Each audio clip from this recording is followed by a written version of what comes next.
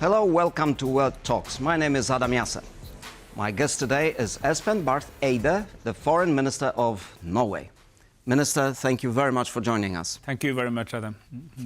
Minister, you're here in Warsaw for a meeting of Baltic states. There is a group of Baltic states meeting regularly. What's on the top of the agenda? The short answer is Ukraine. These 10 countries, they consist of Poland, who's the host, Radek Sikorski is the host, Germany, the 5 Nordic and the 3 Baltic states. That makes 10. And these 10 states, I would say, are probably the very best friends of Ukraine, and we are all very directly affected by how these wars eventually end, because we want a good outcome for Ukraine, but of course also a good outcome for Europe. And all Europe cares, but I think we care even more. So it's good to come together and discuss the current state of affairs around the war in Ukraine and prospects for peace and prospect for the new security order in Europe after a success in Ukraine. So what that security order should look like? Well, number one, there must be nothing in it that suggests to President Putin and Russia that this was a useful intervention. It has to be very clear that he lost. It was a major strategic mistake because many of us are neighbors of Russia, like Norway is and Finland is and several countries coming here. We don't want to live in a Europe where this is accepted, where this is tolerated, or that can lead to success. So supporting Ukraine is solidarity with the brave Ukrainian people, but it also is self-defense, is also looking after our own security, and we should praise the Ukrainians for actually taking the big burden on behalf of all of us to stand up against Russia. So they need our support. We are major donors in military capabilities, in civilian support, but also now in the political realm. How can we best advise and assist the Ukrainians as they move forward to potential peace talks with Russia? There have been some concerns in the last couple of days that the situation in the Middle East may leave some space for Russia to actually expand the war in Ukraine, but not only in Ukraine, but also to the Baltic states. How do you assess that? Well, frankly, I am concerned, and I'm particularly concerned not necessarily that Russia will gain much from this, because they're also, the war in Iran is also weakening an ally of Russia, so it also has its downsides. But the problem is it takes attention away from what should be cause number one, which is the support of Ukraine. Of course, what's happening in the Middle East also matters. We have a long engagement there, but the number one issue for us is Ukraine, to strengthen NATO, to strengthen Europe within the Transatlantic partnership and prepare for a new post-war era. And we want to keep not only Europe's focus, but also America's focus on that. And right now there's a certain risk that all of the attention goes to the war against Iran and in the Gulf. And as you know, Iran has retaliated against a number of countries, including many countries that were not involved in the war and didn't want this war, but who are still feeling the brunt of the Iranian response. So, of course, we need to help them, but let's not forget Ukraine. That's my main message right now. But is the risk of Russian aggression against the Baltic states increasing, or it's more about Ukraine, I don't know, getting weapons, diplomatic support?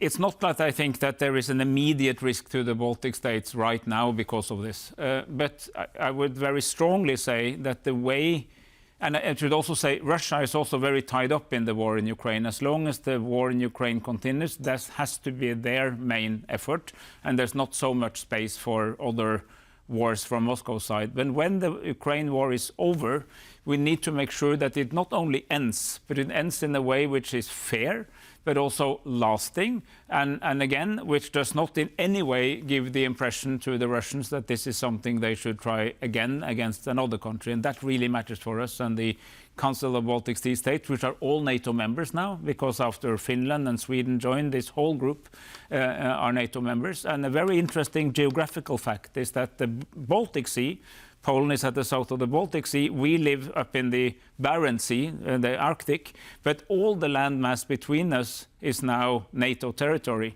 And if you want to sail out from Russia or send anything by ship or submarine, you either have to go to the Bosporus, where we have NATO on both sides, or through the Baltic, or through the Barents Sea or the Arctic. And we are on 2 of these 3 outlets. So thinking about this as a holistic area bordering Russia is very, very useful. And our security lies in NATO and in strong European cooperation, but this group can strengthen it and deepen it, and that's why we're here. So my next question to you is, there has been a lot of discussion about security guarantees for Ukraine if there is a peace agreement. But we also had Boris Johnson, the former UK Prime Minister, who came out, I think, 2 days ago and said the West should be sending these troops already now to Ukraine. What's your take on this? So right now, the actual war is taking place in Ukraine and, of course, partly in Russia because of Ukraine fighting back. And it's between Russia and Ukraine. And it's been very important to keep it that way, that even if we all want to be major supporters to Ukraine, that we don't want to be parties to a war with Russia. That could, because we are NATO, that could lead to something that would spin totally out of control. Major conflict. Even major conflict. But we've gone much further than Putin ever thought we would in giving, we started with the helmets and band-aids and, medical equipment. Now it's F-16s, it's long-range missiles, it's very advanced ammunition. It's a two-way cooperation on defense. So we've been able to do that in a way that I think is good. So the security guarantees are about after a ceasefire. So security guarantees and Western troop presence in Ukraine is possible only after a ceasefire? That is what's being planned. And that's actually what Ukraine expects, because they don't really expect us to come in and become parties to the conflict where we would also be in war. But the thing is, we need to, but we know from history that ceasefires and peace agreements might fail. They do not always succeed. So we also need something that can guarantee it. The number one guarantee is a strong Ukrainian military to defend itself. And that should be supported by security guarantees from the rest of us. Right. Another major worry is that NATO and the United States may run out of munitions because of the Middle East, and that could affect negatively Ukraine's ability to defend itself. How concerned are you about this? Well, I think we need to be honest about it, that a lot of the missiles, air defense, but also a lot of the advanced, expensive technology that is now being used either to attack Iran or to defend friends in the Gulf, which has to happen now that there is a war, could have been probably better used to help Ukraine. And the stocks are not infinite.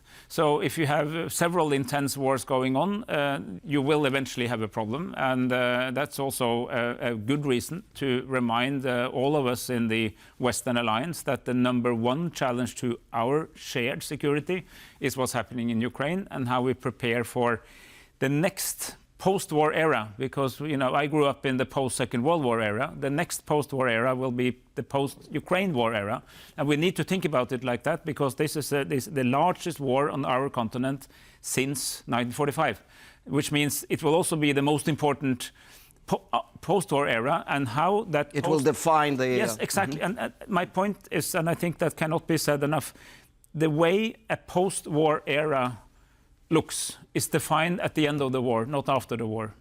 Sadly, Poland knows that, because Poland lived for 40 years in the aftermath of Yalta and the division of Europe. So don't take lightly on what's happening when a war ends. We need to make sure that there is no new Yalta agreement in Europe, that every democratic, freedom-loving country that would like to are allowed to join Western institutions, and that nobody else, read Mr. Putin, is allowed to block them from doing so. And that's important for Polish and Norwegian security and from all of us. We had an interesting comment from Chancellor Friedrich Merz of Germany, who was in Washington talking to President Trump, where he sort of backed the American action in the Middle East, but sort of in return said the US now understands better the Ukrainian situation. Is that a trade-off that is being made here? Well, that would be good. I'm not privy to whether that worked, but what I have to say is that for Norway, we feel that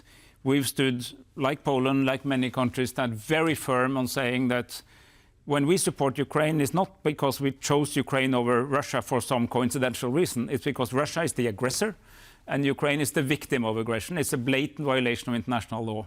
But that argument is strongest if we are honest when other violation of international law happens. And here I think we Europeans could be a little bit clearer that although we detest the Iranian regime, it is not really legal to assassinate the leader of another country or to invade and try to install a regime change. I would love to see a new regime in Iran, but I believe from history again that these things are best when the people are making these changes themselves. But if you said that top priority is Ukraine, then keeping Washington on board is probably the number 2 priority for the European NATO members. It is, yeah, and I think that we need a stronger Europe. We need to listen to what our American friends have told us for decades, actually, that we need to take more responsibility. But do you get a sense that the Americans, pardon me for interrupting, but do you feel that the Americans are now beginning to realize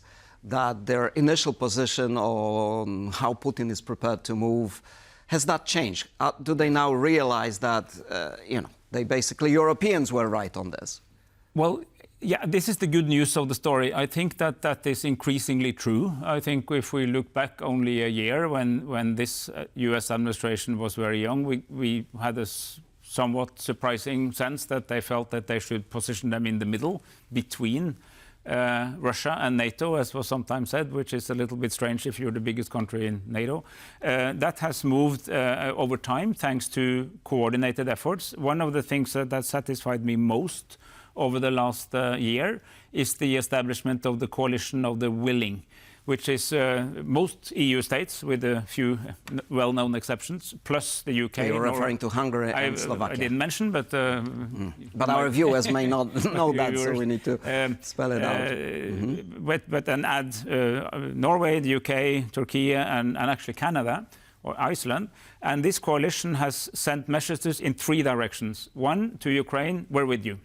Don't worry, we're with you. 2, to Putin, that we're with them. We will stand by Ukraine. And thirdly, to Washington, look, we're doing more on our own. It's okay. We can live with you paying less, but we need to have you involved in this epic struggle for freedom in Europe. And I think that has been actually quite successful. I have another question to you. When you're thinking about this post-war order in Europe, if the Ukraine war comes to an end, hopefully, is that going to change Norway's attitude to the EU? Is that an issue that Norway could revisit, becoming member of the EU, or do you think this is not necessary? So first I have to be honest and declare I was actively working in the Yes campaign last time when we lost in '94. So of course I wanted personally at that time to join. What we have done instead is that we have established a position as the most connected outsider, or the country that is most in without being into the EU, and most Norwegians seem to be happy with that for now. We are trying to redouble our efforts to be an integrated part of Europe and the internal market and so on, but to place our main security alliance in NATO, but with strengthening European dimensions of that, including in the context of the Nordic, Baltic, Polish, German, also UK, Netherlands, France, partnerships around that. That works for us now, but who knows what history will bring. Iceland is going to have a referendum. Can that change the You're very well calculus? informed, and I was just speaking to the Icelandic foreign minister 2 hours ago, because she's also in this meeting. Let's put it this way, we will follow with interest how that story develops. Minister, thank you very much for joining us here in the studio in Warsaw. Thank you, Adam. This was World Talks with me, Adam Jasser. Thank you for watching, but stay with us for more news and analysis.